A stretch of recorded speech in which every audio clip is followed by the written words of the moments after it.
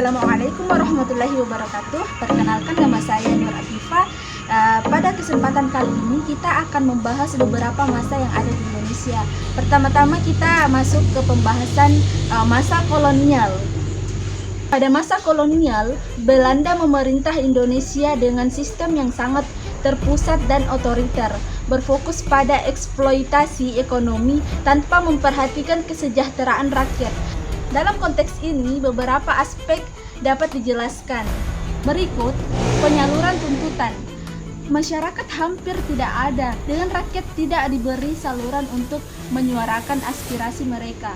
Pemeliharaan nilai lokal diabaikan demi kepentingan kolonial yang lebih mengutamakan eksploitasinya. Kapabilitas ekonomi Belanda sangat kuat berkat pemanfaatan sumber daya alam Indonesia, namun rakyat Indonesia tetap menderita. Integrasi vertikal sangat terpusat pada pemerintahan kolonial, sementara integrasi horizontal dilemahkan oleh politik pecah belah yang memecah belah berbagai kelompok masyarakat. Gaya politik yang diterapkan adalah otoriter, dengan kepemimpinan lokal berfungsi sebagai alat bagi Belanda.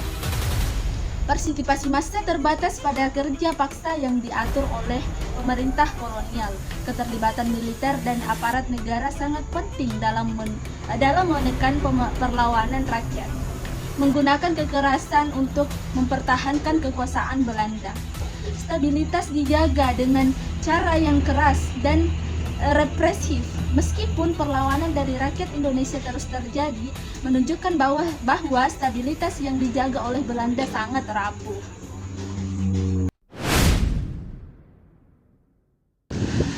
Masuk ke masa demokrasi liberal di Indonesia dimulai setelah pengakuan kemerdekaan pada 1949 dengan penerapan sistem demokrasi parlementer. Pada masa ini, partai politik menjadi wadah utama penyaluran tuntutan. Namun, sering gagal mencapai konsensus karena konflik antar partai. Pemeliharaan nilai demokrasi berlangsung dengan kebebasan berpendapat yang diakui. Tetapi terganggu oleh ketegangan politik, kapabilitas pemerintah dalam mengelola ekonomi dan politik terhambat oleh instabilitas. Dalam integrasi vertikal, kekuasaan tetap berpusat pada eksekutif, sedangkan integrasi horizontal menunjukkan ketegangan antara berbagai kelompok etnis, agama, dan politik. Gaya politik parlementer menghadapi tantangan besar dari persaingan antar partai. Partisipasi massa meningkat melalui pemilu, meski kebijakan sering kali kurang efektif. Militer memainkan peran signifikan dalam menjaga ketertiban, dan aparat negara berfungsi sebagai penggerak administrasi. Meskipun mereka sering terpengaruh oleh ketidakstabilan politik, upaya menjaga stabilitas sering terganggu oleh pergolakan internal, hingga akhirnya sistem ini digantikan oleh demokrasi terpimpin pada 1959.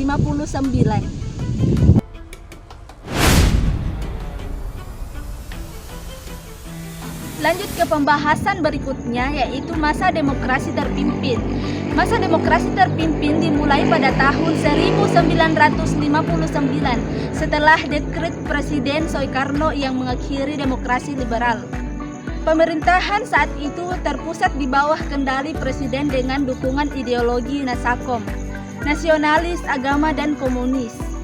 Penyaluran tuntutan rakyat diarahkan melalui lembaga-lembaga yang dikontrol negara, sehingga aspirasi seringkali terbatas. Pemeliharaan nilai berfokus pada penerapan Pancasila sebagai landasan ideologi. Namun, perbedaan ideologi di antara kelompok nasionalis, agama, dan komunis memicu ketegangan. Kapabilitas negara dalam mengelola ekonomi menurun, mengakibatkan inflasi tinggi dan kemiskinan. Kekuasaan vertikal sangat terpusat pada presiden, sementara secara horizontal konflik antar kelompok politik memperburuk instabilitas. Gaya politik bersifat otoriter, dengan Soekarno memimpin sebagai penggerak utama kebijakan negara. Partisipasi massa meningkat melalui mobilisasi rakyat untuk mendukung program-program presiden. Militer memainkan peran besar dalam menjaga keamanan dan turut campur dalam politik. Sedangkan aparat negara berfungsi mengendalikan masyarakat. Namun, situasi politik yang tidak stabil dan ekonomi yang memburuk akhirnya mengguncang stabilitas negara, mengakhiri era demokrasi terpimpin pada tahun 1965. Masuk ke masa demokrasi Pancasila. Masa demokrasi Pancasila dimulai setelah Dekret Presiden tahun 1959 menggantikan demokrasi liberal dengan sistem yang mengedepankan Pancasila sebagai dasar negara untuk menciptakan stabilitas. Penyaluran tuntutan tetap berlangsung melalui partai politik, tetapi dibatasi oleh kontrol pemerintah. Pemeliharaan nilai Pancasila menjadi fokus untuk menjaga kesatuan, meskipun konflik antar kelompok politik terus terjadi. Kapabilitas pemerintah terpusat di tangan Presiden Soekarno dengan sistem yang bersifat vertikal, namun ketegangan horizontal tetap ada di antara kelompok politik etnis dan agama. Gaya politik otoriter dan kepemimpinan terpusat pada Presiden Soekarno. Partisipasi massa meningkat, tetapi dibatasi oleh kebijakan. Militer dan aparat negara berperan penting dalam menjaga stabilitas meskipun ketegangan sosial dan politik tetap terjadi. Lanjut ke pembahasan berikutnya, yaitu masa demokrasi reformasi.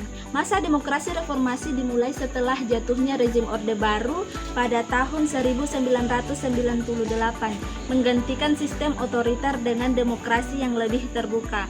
Penyaluran tuntutan masyarakat semakin bebas melalui kebebasan berpendapat dan pemilu yang lebih transparan. Pemeliharaan nilai demokrasi dijaga dengan hak asasi manusia dan kebebasan pers yang dilindungi.